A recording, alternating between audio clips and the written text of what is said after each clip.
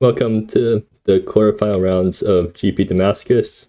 We have Purplemurasaki versus Splashcat, and Purplemurasaki's on play due to seeds. So Splashcat is on 5-color Veer Dreamsight, and Purplemurasaki is on Tongue Twister Storm. And this is going to be an interesting matchup because Splashcat does have counter spells and discard spells in the main deck, so it won't just be a race in game 1. Purplemurasaki is looking to combo off, and Splashcat's probably just looking to stop the combo and then win through value. Although Splashcat does have a combo of their own in their deck, Dreamsight Well plus Restot's Command. So Splashcat mulligans their 7-card hand, and it's a hand with 2 counter spells and some lands, so they're probably keeping this. And Purplemurasaki also has a hand with some stuff, so they have a cantrip, or even 2 card draw spells, a Tongue Twister, and then Grasp, and some lands to do stuff with. And Purplemurasaki on the play, which is probably a big benefit to them because now they can. Well, no, Splashcat has Cosmic Sinkhole, so Purplemurasaki still has to worry about Cosmic Sinkhole stopping their plays on turn 2. But Purplemurasaki is just going to open up with a Monkey Shines. So while Purplemurasaki is deciding what to do, nobly enough, Splashcat didn't first mate their Veer, which makes sense because this game isn't going to be decided by a value grind. It's mostly going to be decided by whether Splashcat can stop the combo or not. Purplemurasaki decides to top both cards and draw an island. And Splashcat draws Recall Forgotten Aeon, so that's a good turn 3 play, I guess. Splashcat is probably going to lead with Sedate Tundra and hold up Cosmic Sinkhole. And Purplemurasaki draws Leaf Down Sizzle Mage, so that's what they play on top. So right now they have the mana to, well no, they don't have the mana to really do much. I guess they can lead from Chaff here, and that's what they're going to do. So what are they going to discard then? They can probably discard Crystal Caverns because they don't really need the 3rd land, or the 4th land. Although Crystal Caverns allows them to hardcast Tongue Twister.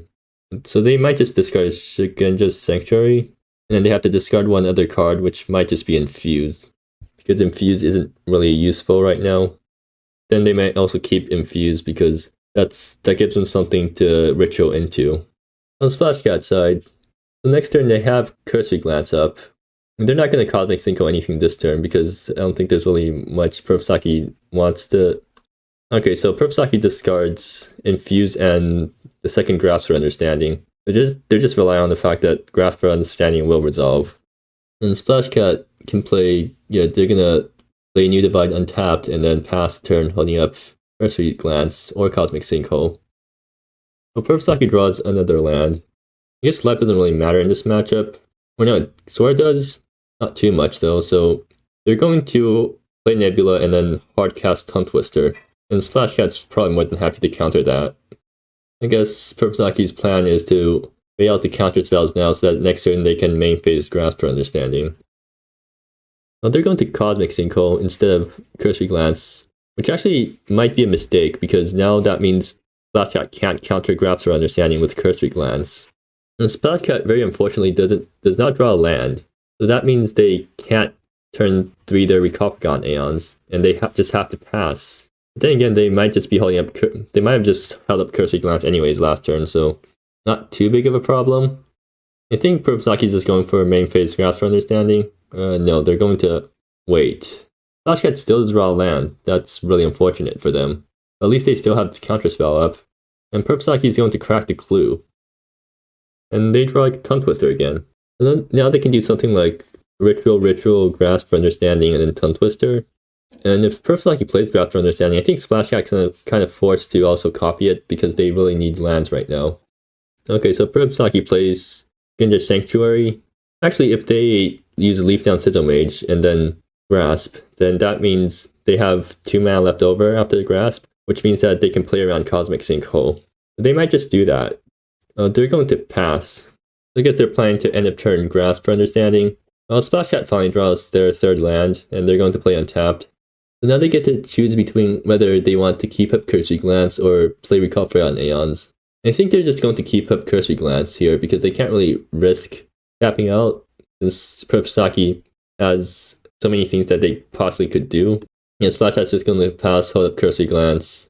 Is Purplemurasaki going to end of turn Grasp for Understanding? Seems like the answer is no. And Purplemurasaki draws another Leaf Down Sizzle Mage. I think Purplemurasaki is actually just content with waiting here. So the only thing Purplemurasaki needs to really worry about is Splashcat getting the combo off, because that's really the only thing that can kill Purplemurasaki out of nowhere, and Splashcat has nowhere near enough mana for that. So Purplemurasaki just has all the time in the world to play around counter spells. So Splashcat fetches a Dominion at the end of turn. If they draw another land here, then they can play Recovery on lands and still have possibly having Cursory Glance up, but that doesn't happen, and Splashcat is going to Valdez. So Purplemurasaki can grasp for Understanding in response, which is actually a really good play here. So maybe Purplemurasaki was just holding Grasp for Understanding so that they can use it in response to hand attack. And the Splashcat refuses to copy the Grasp, deciding to save the Cursory Glance. And Valdez resolves and hits nothing because Purplemurasaki has already exiled their hand. So looking at Purplemurasaki's exile, they definitely have a lot of things that they can do. Oh yeah, Purplemurasaki pointing out the fact that Splashcat didn't name anything. Technically, you're supposed to name something even if your opponent has no cards in hand, because it's funny, but yeah. I think Purplemurasaki has a really good turn now, because at this point, I think they sort of know that Splashcat can't have that many counter spells in hand, because if Splashcat had... Oh no, because Purplemurasaki did have enough mana to pay for Cosmic Sinkhole. So let's see how Purplemurasaki tries to play around a single counter spell from Splashcat. I think it probably starts with just playing a bunch of rituals. So you have a lot of mana so that you don't have to worry about Cosmic Sinkhole.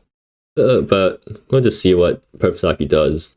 They're going to lead off on a Tongue Twister without using the Adventure. And then I guess now they have to... What do they have? The next spell costs 2 less, so they can conjure realities for 2. And if that gets countered, then... Oh no, they're going to leave down Sizzle Mage first. And they're just going to... Splashcat's going to let it resolve. I think the person that actually has to make the hard decision here is Splashcat on what to counter. Because Splashcat only has one counter spell to try to break Purplemurasaki's chain. And then they're going to Grasp for Understanding now. And Splashcat's still refusing to copy. So Purplemurasaki manages to flip 2 Flapple Arzins. So that's going to help with the cost reduction. I think at this point, Purplemurasaki probably can just go off and win. Like, a single Cursory Glance doesn't really stop Purplemurasaki now because they have so much redundancy. So now they have Flapple Arzin down, and they can start casting rituals for 1. So now Splashcat has to figure out if they want to Cursory Glance this or not. I don't think Purplemurasaki is ever going to, quote-unquote, cap out of mana, so a single Cursory Glance won't stop them from running out of mana. Oh, I guess Purplemurasaki, yeah, they don't want to use Flapple Arzin's copy ability just yet because they want to cast Flapple Arzin's Tail and then get the target countered, because that'd be a huge waste of mana. They're going to continue ritualing, and now they're going to copy. And Splashcat refuses to counter that. Actually, would Cursory Glance there have screwed over Purplemurasaki? Well, not quite, because they can just conjure realities for another ritual and then keep going off from there. Okay, and there's Grasp for Understanding again. Splashcat's still refusing to copy. And let's see. So they hit some more lands, but also some rituals.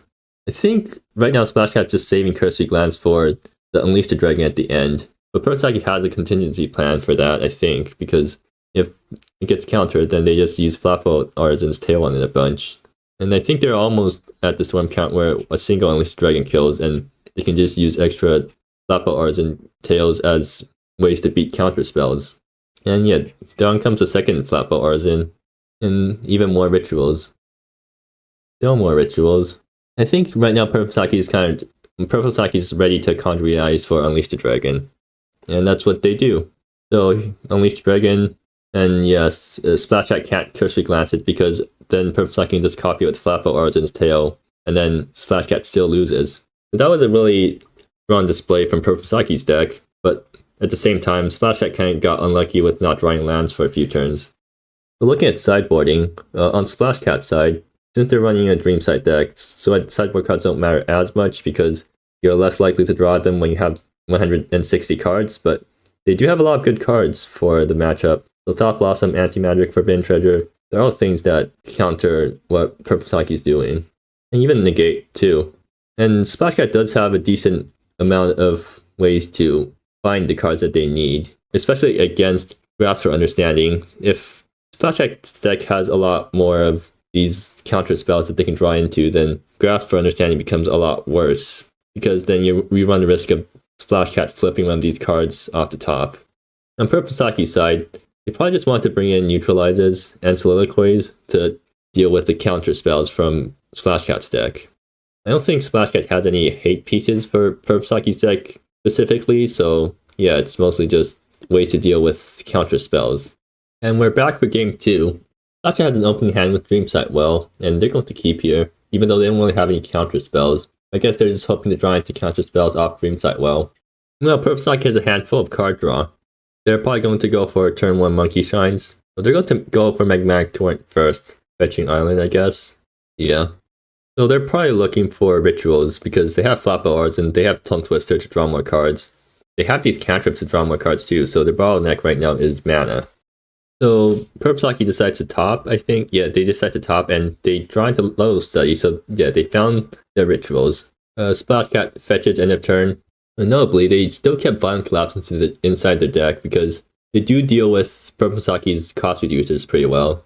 So yeah, even creature removal is something that you can bring in against Purplemusaki's combo deck. It's unlike the previous infused decks where you just don't want to bring in any creature removal. Or you still want to bring in creature removal, but they're not very good. Against Purplemusaki's deck, creature removal kills the cost reducers, which slows down Purplemusaki's combo. So Splashcat is going to Dreamsight well right away, just to dig for counter spells. And then even if Splashcat has to discard the hand size, they're still more than happy to discard a few cards just to find counter spells that prevent Purplemusaki from going off. And they're going to put some stuff from their sideboard into their deck, including Stand Unslayable. I'm not sure why they did that, because I don't think Stand Unslayable is good against Purplemusaki's deck. Sure, it's a damage-based combo, but once you go off, you have so many ways to just recycle your decks that you can get your storm count up super high, and you also have those Flapple Artisans copying your single Unleash the Dragon, so I don't think gaining life with Stand Unslayable is really relevant to how this match plays out usually.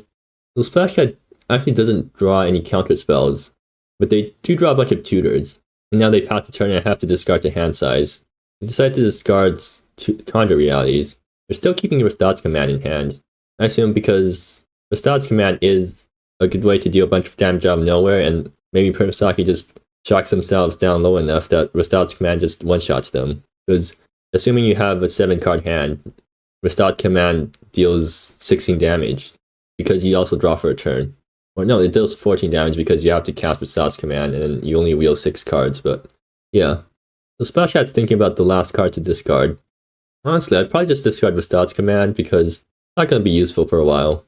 Maybe Forgotten Lessons because okay, they decided to discard Tally's Council, which also makes sense because they don't really have the time to play their tutor, and even if it refunds mana, you want mana up during your opponent's turn for counter spells.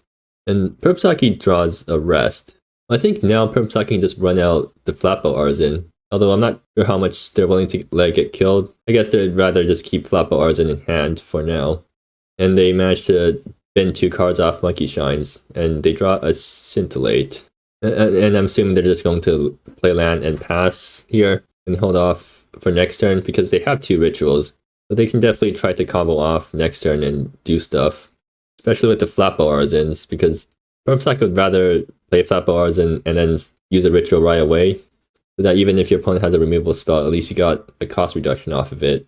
Now Purplemusaki plays an untapped land, and now they get to decide whether they want to play Consult Ancient Knowledge here or not. I think Consult will cause them to discard the hand size, but maybe it's worth it. It also causes Splashcat to draw too, so more chances for Splashcat to draw into a counter spell, but Splashcat didn't draw into it, so yeah. And then Purplemusaki probably discarding one of their lands to hand size. Although discarding Rest is also an option. Well, they're going to discard their land, which makes sense. And Splashcat draws another card that's not a counter spell. So at this point, I think Splashcat might just be really desperate here, and probably will just play Prying Inquiry. And Prying Inquiry hitting either Tongue Twister or Flapple Artisan does slow down Purplemusaki's combo by a lot. Yeah, it seems like that's what's going to happen. So either Tongue Twister or Flapple Artisan. Tongue Twister is probably the better choice, because Flapple Artisan dies to removal, but Tongue Twister doesn't really. Although Splashcat has Needless Atrocities, which goes through the ward, so yeah. They're going to take the Flat Bolt. They're going to Nebula for 2. Purplemusaki draws another Lotus Studies. That's 3 rituals already. Splashcat taking Flapple Artisan was a good decision after all. Or maybe not, because Because Flatboat with rituals on its own isn't that threatening, because you get a bunch of mana but no way to draw cards. But Tongue Twisters plus rituals in hand is a lot more threatening, because now you actually have a way to draw cards after playing all your rituals. Purplemurasaki does have the option of just playing a bunch of rituals and then playing Tongue Twister's Adventure and drawing a new hand this turn, because otherwise they're just passing. Or I guess they can just hardcast Tongue Twister. They still need to worry about Cosmic Sinkhole, because Splash has 1 blue untapped. And it seems like Purplemurasaki is going to go for hardcast Tongue Twister using a ritual to play around Cosmic Sinkhole. Or no, they're going to ritual, and then into Tongue Twister Adventure to draw a new hand. So they can also rest before playing Tongue Twister if they want to draw 1 more card. And they might want to do that. No, they decide to just Tongue Twister for 4. And they'd rather have 2 mana left over after the combo, or after Tongue Twistering. And they draw Unleash the Dragon and another Tongue Twister, but no rituals. Honestly, they might just play another Tongue Twister here. And since they didn't use Sugenja Sanctuary mana, they can't actually hardcast Tongue Twister. And they're just going to pass. I wonder why they didn't adventure another Tongue Twister, because that would draw them even more cards. I guess they like what's in their hand right now. Or maybe they're really worried about Cosmic Sinkhole and don't want to like Tongue Twister get countered. Well, now Splashcat's going to play Recall Forgotten Aeons, really hoping to draw into a land, and they do draw into a land, so now they have 2 mana up afterwards, which is enough to crack the clue and also represent a counter spell. Purplemurasaki draws Flatboat Artisan. Not exactly what they need, because what they actually want right now is more card draw. They don't really have any good plays currently. You can do something like Flatboat Artisan and then Tongue Twister, but that doesn't really do much for them. And also, they still have to play around counter spells, because 2 mana with 2 mana up, Splashcat really looks like they're representing something. So Purplemurasaki plays a land, and they're going to hardcast Tongue Twister from the Adventure, and Splashcat lets it resolve. I wonder if, looking at what plays Splashcat made, Purplemurasaki thinks that Splashcat doesn't actually have any counter spells. Well, Splashcat's going to play Needless Atrocities next turn, and which answers Tongue Twister pretty cleanly, so that doesn't really say anything about whether Splashcat has a counter spell or not. Splashcat draws another land now. So now they can, they have the right mana for Void, yeah, they have the right mana for Void Portal, but they can't Void Portal plus Needless. Well, they can play a fetch land, so you can play Needless Atrocities and then Void Portal, and then from then on out, they basically have access to all the counter spells they need. Splashcat can also do something like play Recall Forgotten Aeons to get some more land into play, and then try to draw into counter spells, and then they can need the Atrocities afterwards and still have enough mana to represent a counter spell. Wait a minute, is Restad's command lethal here? Well, I guess, yeah, Restad's command is, so Splashcat is just playing around Neutralize from Purplemusaki's side then. And I guess Splashcat thinks that if they tap out for Restad's command, then they're going to lose to Purplemurasaki using Neutralize and then comboing off next turn. So I guess representing a single Neutralize is enough to make Splashcat hesitate for going for the lethal Restad's command. That's actually quite hilarious, honestly. Splashcat's going to play Needless Atrocities first, and Tongue Twister dies. Splashcat names Mountain Bighorn, which is always a good card to name with these sorts of cards. But they still have Restad's command lethal here, right? Or no, they don't have the right colors of mana for it now. Splashcat is going to shock themselves and fetch for a blue source. And then are they going to play Restad's command now? No, they're going to play Void Portal. So in the end, they still end up quote-unquote tapping out, I think. I mean, they can also play Thriving Building here. Or no, they don't really tap out because they can Void Portal for a Cosmic Sinkhole. And a Cosmic Sinkhole for 1 doesn't really stop Purplemurasaki.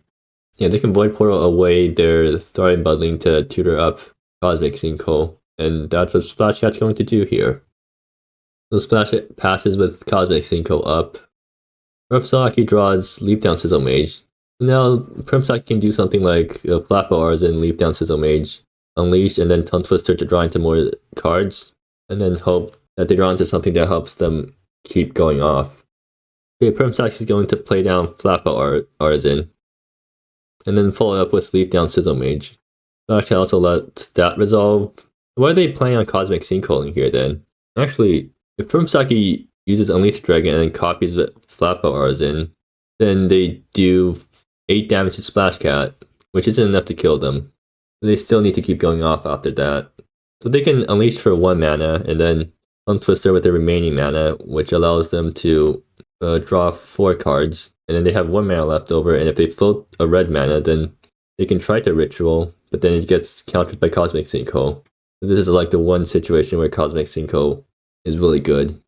It seems like Purplemurasaki is going for it anyways. They're going to Unleash the Dragon on Splashcat's face, and then they Tongue Twister. And now Splashcat gets to choose whether it's a Cosmic Sinkhole or not, which will cause Purplemurasaki to lose 1 of their mana, which means they have to draw 4 with only 1 mana floating. But that does mean that if Purplemurasaki draws into a Ritual off the Tongue Twister, then they get to continue going off. Splashcat just lets it resolve. And they do draw into a Ritual. In fact, they even draw into Neutralize. The problem with going for a Ritual here is that they tap out to Neutralize, but Splashcat has enough mana to Restot's Command and pay for Neutralize anyways next turn, so I don't think doing that really plays around the Cosmic Sinkhole plus Restot's Command. So yeah, Purplemurasaki is going to play those Seeds off Shugenja mana so that they can still pay for Cosmic Sinkhole. And Splashcat just lets it resolve. So Purplemurasaki adds blue mana, and they're going to play Monkey Shines and Dig. If they find a Ritual, they're going to play it. Actually, if they find a Grasp or Understand, they're also going to play it, but they'll get countered by Cosmic Sinkhole. They draw Unleash the Dragon, which actually, is that just lethal? Oh, that's exact lethal. They manage to top deck Unleash the Dragon. And I think, yeah, Purplemurasaki just wins the match. So Splashcat lost because they were too worried about Neutralize to play Restot's Command. But they had to win in the bag there by just playing Restot's Command, and that would do lethal damage to Purplemurasaki, but we're just too worried about Neutralize, and then Purplemurasaki getting to combo off next turn once Splashcat's tapped out for them to consider using Restot's Command there. And Splashcat mentioning that they thought keeping the Restot's Command and just holding up the Cosmic Sinkhole probably had a better chance to win than just going for it and getting countered by Neutralize. But Purplemurasaki did get kind of lucky this game by top deck, or at least Monkey Shining into the Unleash the Dragon, or the single copy of Unleash the Dragons that they needed exactly there, and get exact lethal off that. But it seems like Purplemurasaki was just, yeah, they were trying to represent Neutralize. Well, either ways, that was an interesting set of games, but Purplemurasaki's combo deck manages to make it into the semifinals. So that's why Purplemurasaki didn't Tongue Twister again that turn, because they wanted to represent Neutralize. Well, definitely shouldn't have worked out, but seems like it actually worked out this time. But yeah.